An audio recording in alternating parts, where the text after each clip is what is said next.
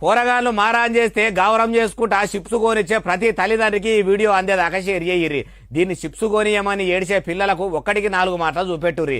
ఇంకో ముచ్చట ఏంటంటే ఈ వీడియోని మీ ఫోన్లోనే పెట్టుకొని పిల్లలు చిప్స్ కావాలని అడిగినప్పుడల్లా దీన్ని చూపెట్టుర్రి. ఎందుకే బాలన్న అంటే ఇగో ఇట్లున్నది కథ.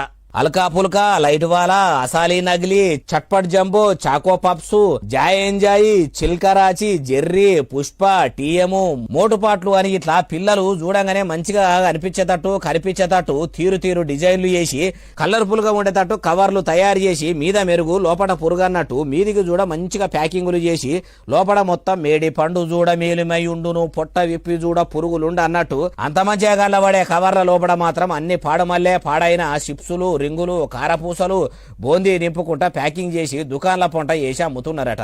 వీటిని ఎట్లా తయారు చేస్తారంటే మాగిన నూనెనే మళ్ళా మళ్ళా మసల పెట్టుకుంటా అందులోనే గోలిస్తున్నారట. ఆ నూనె కూడా నికాలస్ది కాదు, అంత కుళ్ళిపోయిన మాంసంలకెళ్ళి ఎల్లిన అడ్డమైన కొవ్వు పారేసిన బొక్కలకి వెళ్ళిందట.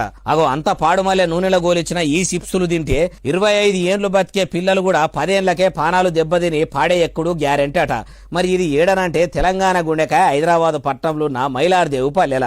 ఇంత మంచిగా ప్యాకింగ్ అయ్యి వస్తుంటే ఎంత నీటుగా ఉన్న దగ్గర తయారు చేస్తారో అనుకుంటురేమో, ఎంత గలీజ్ తావులా చేస్తుర్రో చూడుండ్రి.